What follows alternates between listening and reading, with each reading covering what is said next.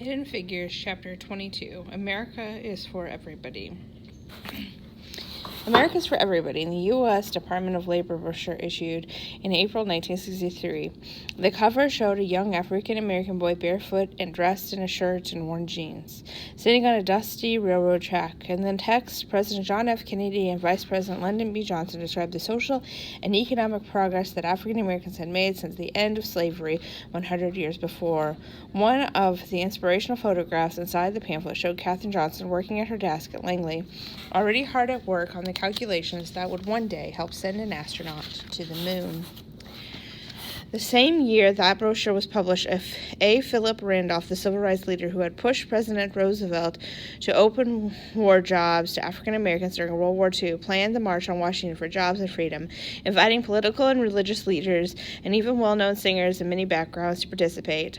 On August 28, 1963, an estimated 300,000 people marched through the nation's capital, gathering on the National Mall to hear a series of speeches. The defining moment of the event came when 34-year-old Dr. Martin Luther King Jr. addressed the crowd. Shortly after he began speaking, Mahalia Jackson, one of the singers who had been invited to perform at the event, urged Dr. King to share his deepest feelings with the crowd. "Tell them about the dream, Martin," she said to him, urging him to speak to the crowd from his heart. King knew she was right. He had set aside his prepared remarks and put both hands on the lectern. He then gave the country and the world 17 of the most memorable minutes in history. Dr. King's "I Have a Dream" speech reminded all the citizens of the nation that the African American dream and the American dream were one and the same. The dream at Langley.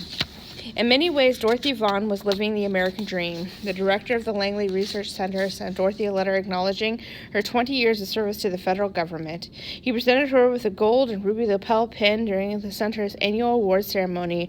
By the standards of their families and many associates, Dorothy and the other African American employees at NASA had secured professional jobs in the respect of their colleagues. They were part of the vision that Martin Luther King Jr. and President Kennedy and Johnson had for a more tolerant and just America.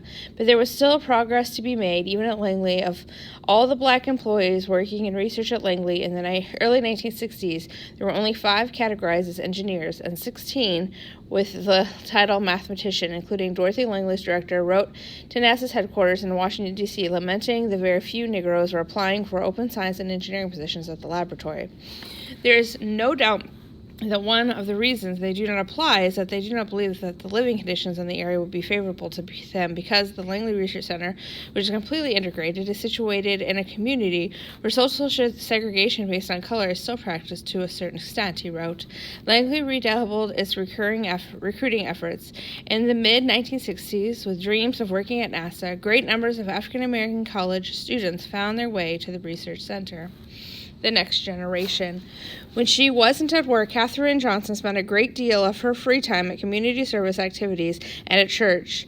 After church one Sunday in 1967, Kathan saw a new face in the crowd. She went over and introduced herself to a young woman who was there with her husband and 2 daughters. "I'm Kathan Johnson," she said. "Yes, I know," said Christine Mandarden.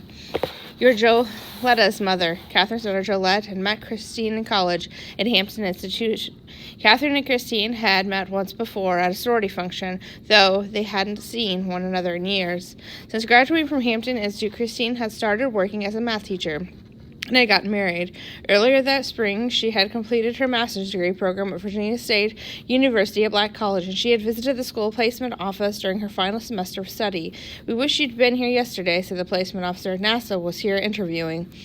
The woman handed Christine an application for federal employment. Christine applied, and NASA offered her a position as a data analyst. Once in Hampton Roads, she saw Kathan Johnson and other former West computers on a regular basis, both at work and in the community. Christine had gone to school with Kathan's daughter, and she already felt a connection to her.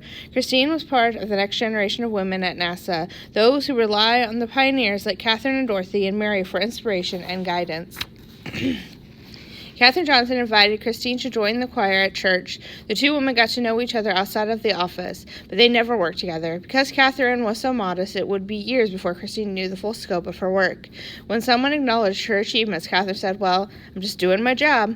For Kathan, doing her job meant quietly sharing the joy when missions went well as grieving when missions failed. Like the others at NASA, Kathan was devastated in January 1967 when an electrical fire on board the Apollo 1 commanded module took the lives of 3 astronauts, Ed White, Roger Schiff, and Gus Grissom. The tragic end of Apollo 1 shook NASA to its core. The astronauts had been on the ground inside the module on the launch pad in Cape Canaveral when an electrical spark caused a fire that flashed through the inside of the craft, killing all 3 men inside. The engineers redesigned the spacecraft, carefully discovering then fixing the flaws that had caused the fire. They honored the dead by learning from mistakes of the past and carrying on with future missions. Each experience offered important information that could be applied to future flights. In the 1960s, the Apollo program built on its successes, steadily aiming towards the landmark achievement of the space program, a manned mission in the moon. Mission to the moon. The 1,000-mile mission to the moon would take 6 days. 3 days to get there and 3 days to come back. The ambitious plan included 21 hours exploring the surface of the moon for 2 astronauts and the lunar lander. A separate vehicle that would drive across the moon while the service module circled above.